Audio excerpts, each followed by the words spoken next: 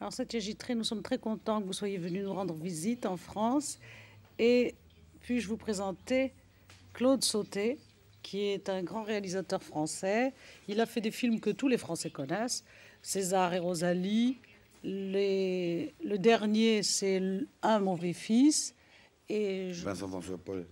Voilà. Et vous avez et aussi fait le célèbre film Les choses de la vie. Oui. C'est celui qui vous a fait connaître, je crois, Oui. les Français. Oui, oui. Et puis, il y a Monsieur Simon, Michel Simon, qui est un critique, qui est un journaliste. Il appartient à un grand hebdomadaire parisien. Il écrit dans Positif, qui est un journal très connu de critique cinématographique et d'études cinématographiques. Et il est professeur de civilisation américaine à Paris 7. Alors, je crois que tous les deux, vous aimez l'œuvre de Satyajit Ray. C'est pourquoi vous êtes là. Oui, absolument. Moi, ça fait très longtemps, depuis que Pater Panchali a été montré en France, ça fait 15 ans, plus de 15 ans, 20 ans, que j'ai admiré l'œuvre de Monsieur Rai. Je dirais Rai parce qu'en bengali, on dit Rai, et en hindi, on dit Ray. Il est plus connu sous le nom de Ray, mais je dirais Rai. Alors, nous allons utiliser les deux termes. Ray, pour moi, parce que j'y suis habituée, et Rai pour vous. C'est une œuvre considérable. Il y a déjà 20 films qui ont été réalisés par Monsieur Ray, ou Monsieur Rai, et on ne la connaît pas assez en France. Et c'est merveilleux ce soir de pouvoir parler avec lui de ces films. Alors, Claude Sauté, je crois que vous avez été très impressionné, comme moi, par le salon de musique. Oui, j'étais impressionné, bouleversé aussi, parce que en même temps, on accède par ce film et les moyens extrêmement simples et subtils qu'il emploie à un univers qu'on ne connaît pas, qui est donc un exotisme géographique, historique. Et en même temps, ça nous semble tout le temps proche, comme si les personnages nous étaient très familiers. Et cette histoire de décalage innocent entre ce personnage qui ne voit pas le monde se changer autour de lui apparaît par des moyens qui sont tellement simples, éloquents. Je crois que le plus grand signe dans le film, c'est qu'on croit que le film se passe au XVIIIe siècle, au XIXe siècle, d'un seul coup, nous entendons un bruit de tracteur ou de moteur, c'est ça.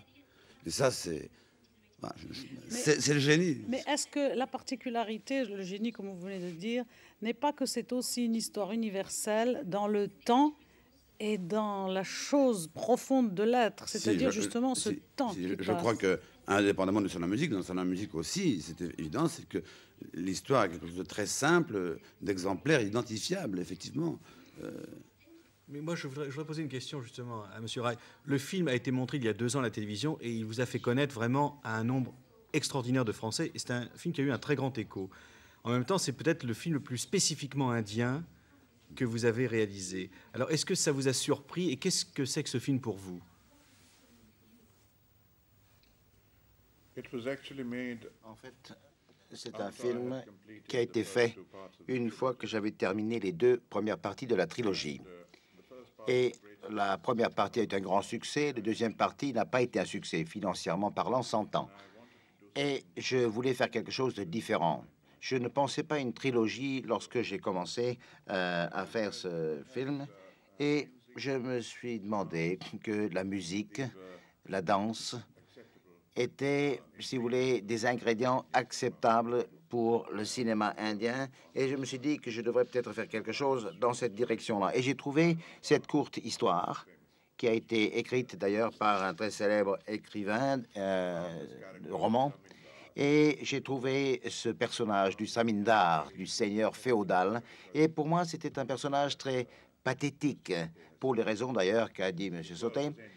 Son monde se terminait et il voulait encore s'y raccrocher néanmoins. Et il ne se rendait pas compte que ce monde se désintégrait autour de lui.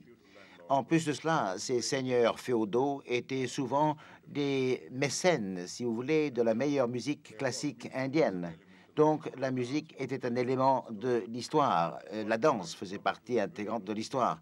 Et je pensais donc que ce serait un film intéressant à faire, en contraste avec la trilogie qui parlait du village et des gens pauvres. Là, nous avons affaire à un homme riche qui avait encore cet énorme palais dans lequel il vivait. Et sa vie tirait à sa fin. Et voilà pourquoi j'ai été attiré par cette histoire. Voilà pourquoi j'ai fait ce film. Quoique, en écrivant le scénario, une évolution a eu lieu. C'est devenu une étude plus approfondie du système féodal en décadence. Je ne sais pas si j'ai réussi à toucher un très grand public, je ne sais pas, mais c'est un film qui m'a fait beaucoup de plaisir pour le faire. Et le personnage m'a fasciné. Et l'occasion que cela me donnait d'utiliser vraiment la meilleure musique classique que nous ayons en Inde à cette époque-là. Oui, je voulais dire justement que ce qui m'avait réellement frappé, c'est que, en dehors donc du thème universel profond qu'on a dit sur le vieillissement de ce féodal, c'est qu'il a, et c'est pourquoi les Français ont dû être touchés, c'est que par quel moyen traitant un thème presque impossible, c'est-à-dire quelqu'un qui a la musique comme drogue, n'est-ce pas, et une musique que nous ne connaissons pas, comment se fait-il que nous soyons rentrés dedans, mais suspendus entièrement jusqu'à la fin? C'est-à-dire que c'était une ouverture de connaissance à la musique, ce qui est une chose énorme sur une musique que nous ne connaissons pas. Eh bien, c'est un film, celui-là, que j'ai fait sans penser du tout à un public étranger. Et j'étais tout à fait conscient du fait que j'utilisais une musique dont l'expression était totalement étrangère à un public occidental. Et je suis surpris avec un très grand plaisir qu'en Occident, et même avant la France d'ailleurs, ait compris. Et ça a été un succès aux États-Unis, ça a été un succès en Angleterre avant la France.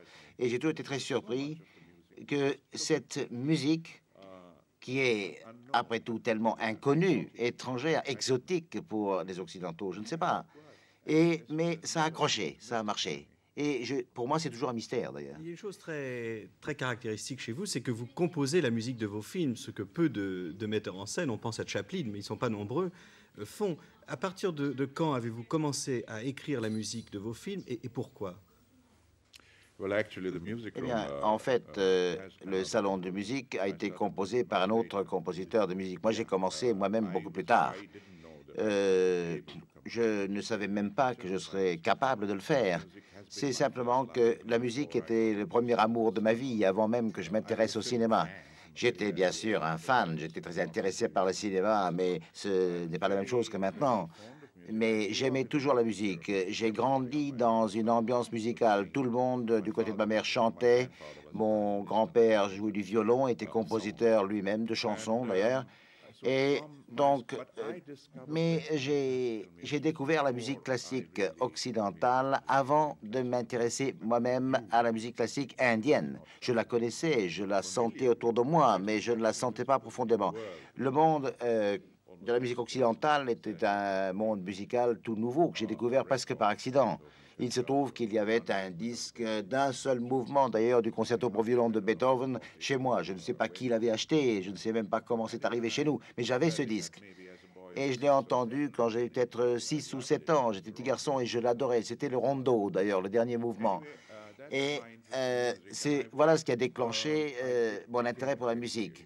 Et ensuite, c'est devenu quelque chose de profond et de sérieux. J'ai commencé à écouter la musique classique sur disque et avec d'ailleurs des partitions en miniature. Je lisais les partitions en écoutant le disque. Et j'ai commencé ensuite à constituer ma propre discothèque. Je n'avais pas beaucoup d'argent à l'époque. J'achetais un mouvement un mois, le deuxième mouvement le deuxième mois et le troisième mouvement le mois suivant. Et petit à petit, j'ai constitué ma collection. Mais quand j'ai commencé à faire des films, j'ai commencé à utiliser d'autres compositeurs. En fait, ce n'étaient pas des vrais compositeurs, c'était des virtuoses. Ravi Shankar a travaillé pour moi 4 fois. Ali Akbar a été et Phil Heycard aussi, qui était un virtuose extraordinaire pour la salle de musique. En fait, d'abord, ce qui m'intéressait, c'était d'utiliser leur talent, leur exécution de la musique. Je pensais que l'on pouvait utiliser une musique classique très, très bien jouée comme musique de fond. Et ce n'étaient pas donc des compositeurs qui avaient composé pour le film. Et si je leur disais, voilà, il faut écrire une musique de telle ou telle façon pour 17 secondes ou 19 secondes ou 2 minutes, si je leur disais cela, ils étaient perdus. Ils ne savaient absolument pas comment s'y prendre. Alors, ce qu'ils ont fait, et ce que moi j'ai fait moi-même ensuite, c'est de leur faire jouer différentes sortes de musique en 3 minutes, 4 minutes, simplement. Et tout le travail a été ensuite fait en salle de montage. Mais ce n'était pas tout à fait la bonne méthode. Ce n'était pas une méthode satisfaisante pour travailler avec des gens qui sont de vrais compositeurs. Et eux, petit à petit, sont devenus célèbres internationalement. Donc, ils étaient souvent à l'étranger, faisant quelquefois des performances en France ou en Angleterre. Et donc, je n'avais personne. Alors, je me suis dit, je vais essayer moi-même. J'avais appris la musique moi-même. Je suis autodidacte en musique. C'était difficile au début, mais j'ai appris. Finalement, j'ai appris.